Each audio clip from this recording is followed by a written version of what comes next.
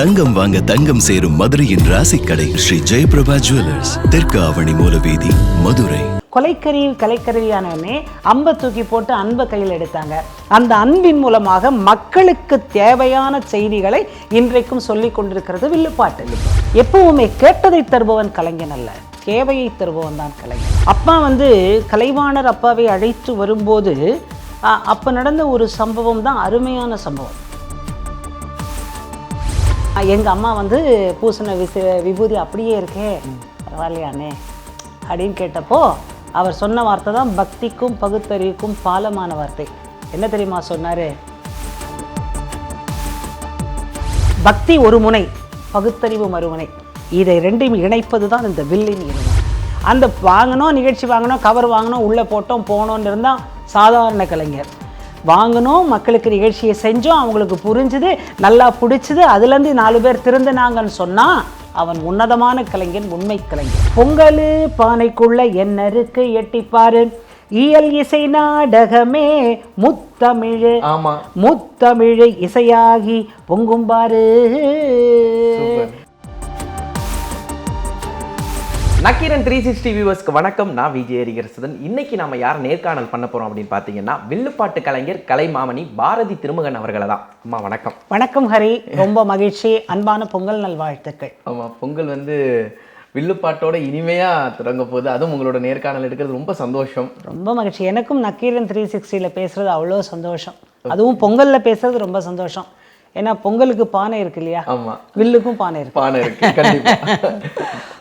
ஒரு முக்கியமான கேள்விமா, இந்த தலைமுறைக்கு வில்லுப்பாட்டு அப்படிங்கிற விஷயம் அவ்வளவா தென்படுறதே இல்லை, தெரியுது. ஏன்னா போன இந்த 90களில் பிறந்தவர்களுக்கு கூட இதோட ஒரு புரிதல் இருக்கும். நிறைய நாடகங்களில் பார்த்துருக்கோம், நிறைய இடங்களில் நாங்கள் பார்த்துருக்கோம்.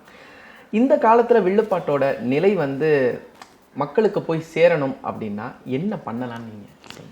இந்த காலத்தை, அதாவது நான் சொல்கிறேன், நான் என்னோட 7 வயசில் ஆரம்பித்தப்போ நான் குழந்தையாக தான் இருந்தேன், வில்லுப்பாட்டை கொடுப்பவளாக இருந்தேன். கண்டிப்பாக. இப்போ நீங்கள் கேட்குற கேள்வி இப்போ உள்ள 7 வயசு குழந்தைகளுக்கு தெரியவில்லை.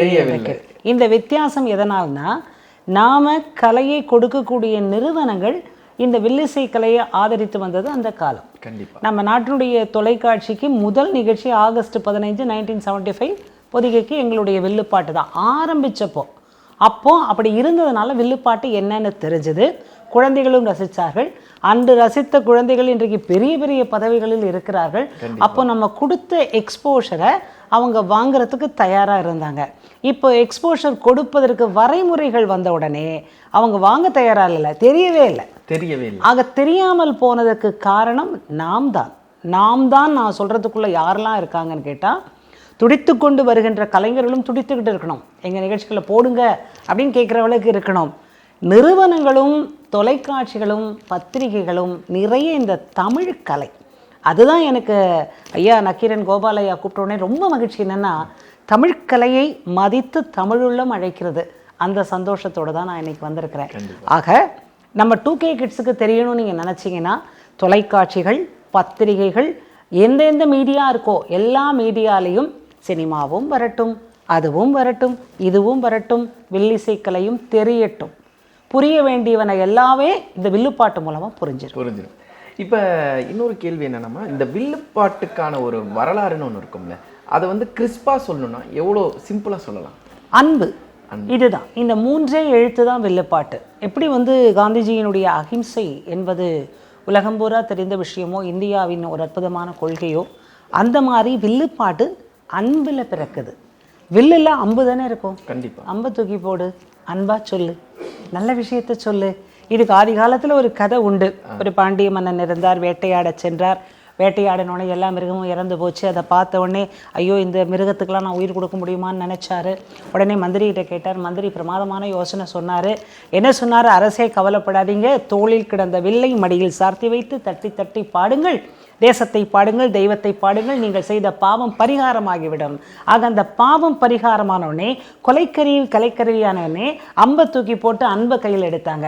அந்த அன்பின் மூலமாக மக்களுக்கு தேவையான செய்திகளை இன்றைக்கும் சொல்லிக் கொண்டிருக்கிறது வில்லுப்பாட்டு. எப்பவுமே கேட்டதை தருபவன் கலைஞன் அல்ல, தேவையை தருபவன் தான் கலைஞர். அந்த தேவையை தருபவள் உலகத்தில் யாரு? தாய். ஹரி போனீங்கன்னா அம்மா கூப்பிட்டு என்னடா சாப்பிட வேணும்னு கேட்பா. கண்டிப்பா. அம்மா தான் கேட்பா, கண்டிப்பா. மற்ற யாரும் வேற யாரும் கேட்க மாட்டாங்க. அப்போ அந்த அம்மா மாதிரி இந்த கலை மக்களுக்கு எது தேவையோ அதை கொடுப்போம். அதனால மக்களை எப்போ வேணுமோ அப்போ வச்சுக்கிறாங்க. அப்படி இருப்பதை விட தேவையை கொடுத்து கொண்டே இருக்க இருக்க நல் பழக்கங்கள் நம்ம நாட்டிலே உயரும். இப்போ பார்த்தீங்கன்னா வில்லுப்பாட்டு மூலமாக தெய்வங்களுக்காக இருக்கட்டும், மற்ற விஷயங்கள் பேசுகிறதா இருக்கட்டும், அது வந்து ஒரு அழகான ஒரு உரையாடல் மாதிரியே இருக்கும். நான் கேட்குற கேள்விக்கு அந்த வில்லுப்பாட்டு பாடுறவங்க பதில் கொடுப்பாங்க. இந்த உரையாடல் மாதிரியான ஒரு கலையை நம்ம மக்களுக்கு கொண்டு போய் சேர்க்கணும்னா என்ன பண்ணணும்னு நினைக்கிறேன்? இதில் நீங்கள் இந்த உரையாடல் சொன்னதில் ஒரு சைடில் நீங்கள் கேட்ட கேள்விக்குள்ளே இருக்கும் கேள்விக்கும் ஒரு பதில் இருக்குது. என்னன்னு கேட்டிங்கன்னா, இந்த வில்லுப்பாட்டில் மட்டும்தாங்க 3 தமிழ் இருக்குது. எப்படி வந்து பால் அரிசி வெல்லம் பொங்கலோ அந்த மாதிரி இயல் இசை நாடகம் தான் பொங்கல். அந்த இயல் இயல்ங்கிறது இப்போ நான் பேசுகிற தமிழ், பேச்சு தமிழ். ரொம்ப செந்தமிழாக எடுத்தீங்கன்னா ஓடியே போயிடுவாங்க. அடுத்தது இசைத்தமிழ். இசை கூட புரியாத இசையை பாடிட்டு இருந்தா இருக்க மாட்டாங்க. புரியணுங்கிறதுக்காக ரொம்ப தரக்குறைவாக பாடினாலும் நம்ம புரியாமல் போயிடுவோம். அதனால புரிந்த தரமான தமிழிலே இசையை பாடுவது. 3வது தான் நீங்கள் கேட்ட விஷயம், உரையாடல். அந்த உரையாடலுக்குன்னே எங்கள் ட்ரூப்பில் வந்து ஒரு சமுதாய பிரதிநிதி மாதிரி ஒருத்தர் இருப்பார். எப்போதும் கேள்வி கேட்டுக்கிட்டே இருப்பார். என்ன சொன்னாலும் ஆமாம் சொல்லுவார். எனக்கு எங்கள் வீட்டுக்காரரே ஆமா சொல்லுவார். இது வந்து தொன்று தொட்டு ஆண்களின் வழக்கமா இருக்கு. நீங்க ஆமா, டாக்டர் எஸ் திருமகன் கல்லூரி முதல்வர் தான். ஆனால் பானையின் பக்கத்தில் உட்கார்ந்தால் பாரதியின் கணவர். என்ன சொன்னாலும் ஆமா பண்ண. அந்த ஆமா எதுக்குன்னா மக்களை ஆமாம் போட வைக்கும். இப்போ நான் இவர் ஆமாம் அப்படின்னு சொல்லும்போது மக்களும் ஆமாமா அப்படின்னு சொல்லுவாங்க. இவர் கேள்வி கேட்கும்போது ஆமாம் அப்படி கேட்கலாமேமாங்க.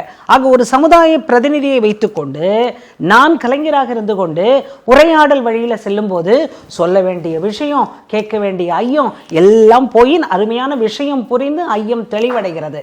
அப்போ தான் வில்லுப்பாட்டு சக்ஸஸ் ஆகுது. வில்லுப்பாட்டை பொறுத்த வரைக்கும் அது வந்து பகுத்தறிவையும் தூக்கி நிப்பாட்டுது, ஆன்மீகத்தையும் தூக்கி நிப்பாட்டு. 2 விஷயத்தையும் நிப்பாட்டும் போது ரொம்ப ஒரு ஆச்சரியமான ஒரு விஷயமா இருக்கு. ஏன்னா நாங்க கடவுளுக்கும் பாடுவோம், சாமானியனுக்கு தேவையானதை அரசியல் ரீதியாவும் எங்களால சொல்ல முடியும் அப்படிங்கிற ஒரு விஷயத்தை கொண்டு வருது இல்ல. கண்டிப்பா இந்த கலைனால அது எப்படி முடியுதுமா?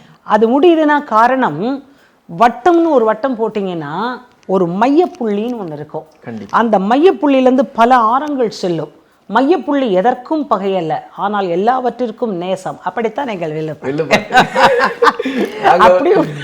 இங்க உள்ளவங்களுக்கும் நாங்க சந்தோஷம் கொடுப்போம், இங்க உள்ளவங்களுக்கும் நாங்க சந்தோஷம். ஆமா ஆமா, அதாவது அந்த வட்டத்துக்குள்ள இருக்கும் மையப்புள்ளி எல்லாவற்றையும் சூரிய கதிர் போல அருமையாக பார்க்கும்.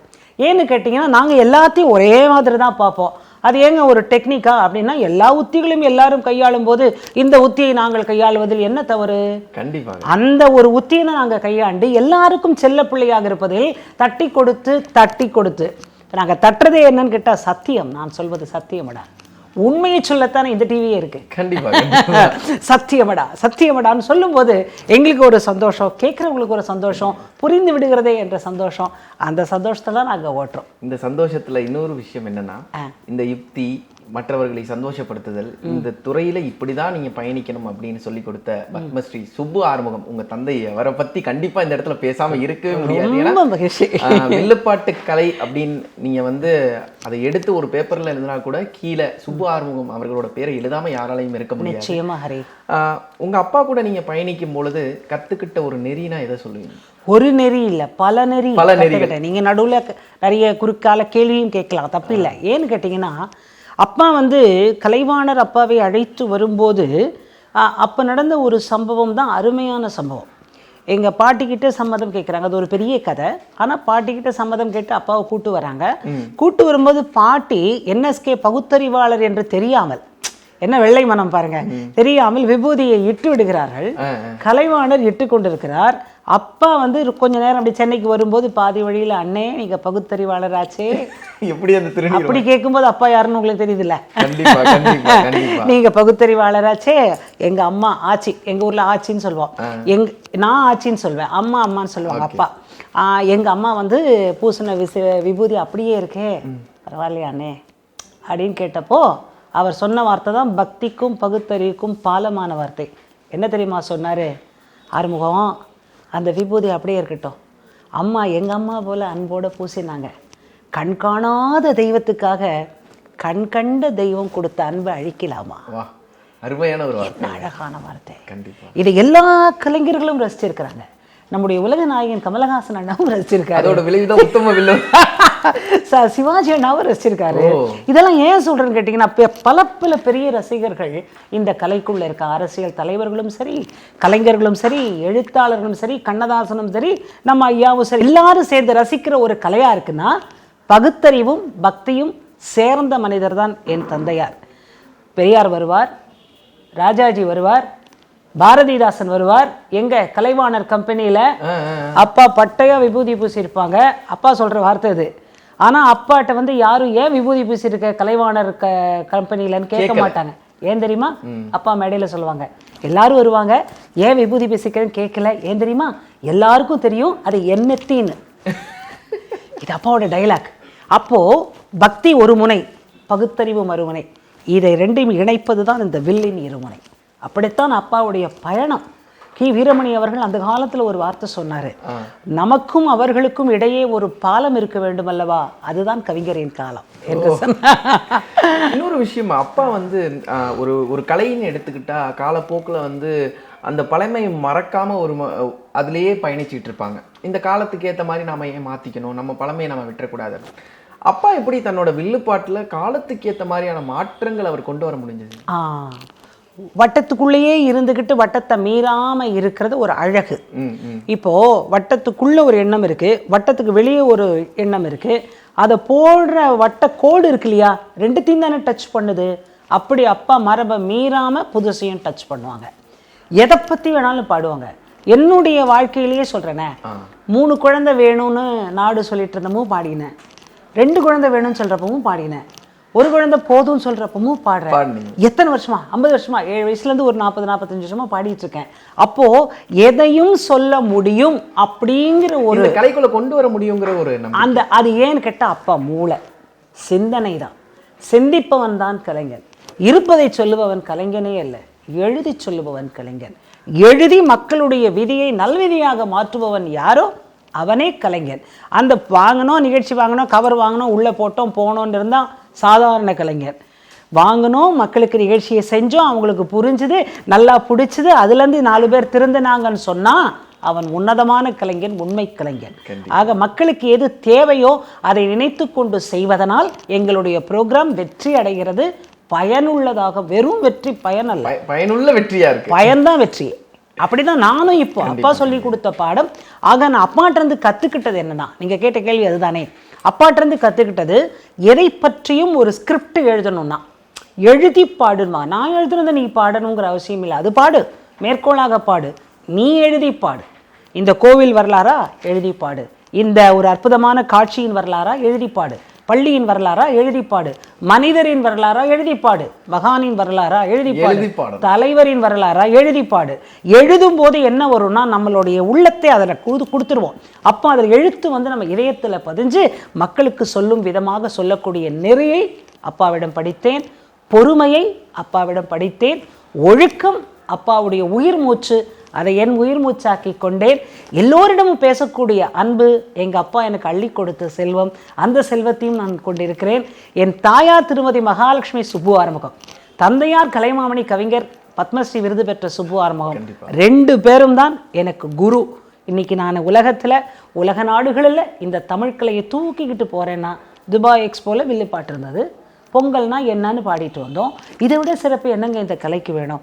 ஆக எல்லாத்துக்கும் காரணம், இத்தனை குணங்களுக்கும் காரணம் நான் அல்ல, என் பெற்றோர். நம்முடைய ஐயா இந்த நக்கீரன் 360ல் எங்களை இந்த மாதிரி ஒரு இன்டர்வியூ பண்ணதுக்கு நக்கீரன் கோபால் அண்ணானா எனக்கு ரொம்ப பிடிக்கும்.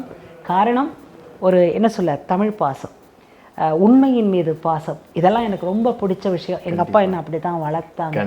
அதனால அவருக்கு ஒரு பாட்டு எழுதி கொண்டு வந்திருக்கேன், அதுவும் தந்தனத்தோமலையே தான், அதை நான் பாடிடுறேன். கண்டிப்பாக. இந்த தமிழ்கலையால் தமிழீழம் எங்கள் அன்பு சகோதரர் அண்ணா நக்கீரன் கோபால் அண்ணாவுக்கு இதை ஒரு அர்ப்பணிக்கிறேன். எனக்கு அவர் பேர்லேயும் ஒரு பாசம் என்னன்னு கேட்டால், பொங்கலுக்கு பால் வேணும் இல்லையா, இவர் கோபால் என்று ஒரு பாலோடு பேர் வைத்திருக்கிறார். அவங்க அம்மா அப்பாவை நான் வணங்குறேன். ஏன் தெரியுமா? பால் போன்ற வெள்ளை மனம். அந்த வெள்ளை மனம் ஒரு மனிதனுக்கு ரொம்ப முக்கியம். அந்த வெள்ளை மனத்தோடு இந்த ஒரு அற்புதமான உள்ளத்து நிகழ்ச்சியை எங்களுக்கு கொடுத்ததற்கு ரொம்ப மகிழ்ச்சி. ஏன் அண்ணாவை தந்தனத்தோம்பில் பாடுறேன்னா, அதில் ஒரு விஷயம் இருக்குது. இந்த உலகத்திலே உலகம் நமக்கு என்ன தந்தது என்று கேட்கக்கூடாது, நாடு நமக்கு என்ன தந்தது என்று கேட்கக்கூடாது, சமுதாயம் நமக்கு என்ன தந்தது என்று கேட்கக்கூடாது, மக்கள் நமக்கு என்ன தந்தார்கள் என்று கேட்கக்கூடாது. எவர் ஒருவர் தன்னை தந்து தந்து தந்து உழைப்பையும் உள்ளத்தையும் வாக்கையும் நாக்கையும் பண்பையும் பாசத்தையும் தன்னை தந்து இதுதான் தந்தனத்துவம். கண்டிப்பா இந்த தந்தனத்துவம்ல நம்ம அண்ணாக்கு பாட்டு போட்டிருக்கிறேன், பொங்கலுக்கும் சேர்த்து போட்டிருக்கிறேன். முடிஞ்சா நீங்க ஆமா சொல்லுங்க. ஓகே. நீங்க உங்க பேர் ஹரிங்கிறதுனால சரி சரின்னு சொல்லி பழக அதனால எனக்கும் ஆமா போடுங்க. அம்மாக்கு ஆமா போட்ட தப்பி. கண்டிப்பா. தந்தனத்துவம் என்று சொல்லியே வில்லினில் பாட ஆமா வில்லினில் பாட வந்தருள் வைக்கலை மகளே. தமிழுக்கு தன்னை தந்தார், இசைக்கும் தன்னையே தந்தார். கவிஞர் சும்மாறுமுகம் தலைமுறையே தலைமுறையே தந்தனத்தோம் பாட வந்தேன். இங்க வந்துதான் அண்ணாக்கு எழுதினேன். பால் போல வெள்ளை மனம் அன்பால் சிறந்த குணம் நம்ம நக்கீரன் கோபாலண்ணா முத்தமிழால் நாவார வாழ்த்துகின்றேன். பால் போல வெள்ளை மனம் அன்பால் சிறந்த குணம் நம்ம நக்கீரன் கோபாலண்ணா முத்தமிழால் நாவார வாழ்த்துகின்றேன். பொங்கலு பானைக்குள்ள என்ன இருக்கு எட்டிப்பாரு, இயல் இசை நாடகமே முத்தமிழ் இசையாகி பொங்கும்பாரு. பொங்கலோ பொங்கல் பொங்கலோ பொங்கல். இந்த பாடலை இங்கே வந்த பிறந்தான் நான் எழுதினேன். அவ்வளோ சந்தோஷம் எனக்கு. எப்படி இயல் இசை நாடகம் துள்ளி குதிக்கின்றதோ வில்லுப்பாட்டிலே, அப்படித்தான் பொங்கல் பானைக்குள்ளும் பால் அரிசி வெள்ளம் துள்ளி குதிக்கிறது. மனுஷன் சிரிக்க படித்ததே அந்த பானை பொங்குற காட்சி வச்சுதாயா. கள்ளமில்லாத சிரிக்குது இல்லையா, உள்ளத்து கொடுத்து சிரிக்குது இல்லையா. அந்த மாதிரி பொங்கல் பானையை பார்த்து சிரிக்க கற்றுக்கொள்வோம். மனுஷனுக்கு சிரிப்பு தான் இப்போ குறைஞ்சி போய், சென்டிமீட்டர் எல்லாம் குறைஞ்சி போய் இப்படியே இருக்காங்க. நல்லா நீங்க அப்படி சிரிக்கிற மாதிரி சிரிக்க எங்களுக்கு ஒரு பெரிய ப்ளஸ் பாயிண்ட். சிரிச்சுக்கிட்டே இருப்போம். கண்டிப்பா. மிருகத்துக்கும் மனுஷனுக்கும் ஒரே வித்தியாசம் அதுதானே, சிரிப்பு மட்டும் தானே. முதல்ல சிரிச்சா மாதிரி இருக்கும், சிரிக்காது. ஆனால் நம்ம எல்லாம் சிரிச்சா மாதிரி இருக்கக்கூடாது, நல்லா இதயம் மலர சிரிக்க வேண்டும். அன்போடு சிரியுங்கள், புன்னகைதான் அன்பு ஆரம்பிக்கும் இடம். தங்கம் வாங்க தங்கம் சேரும் மதுரையின் ராசிக்கடை ஸ்ரீ ஜெயபிரபா ஜுவல்லர்ஸ், தெற்கு ஆவணி மூலவீதி, மதுரை.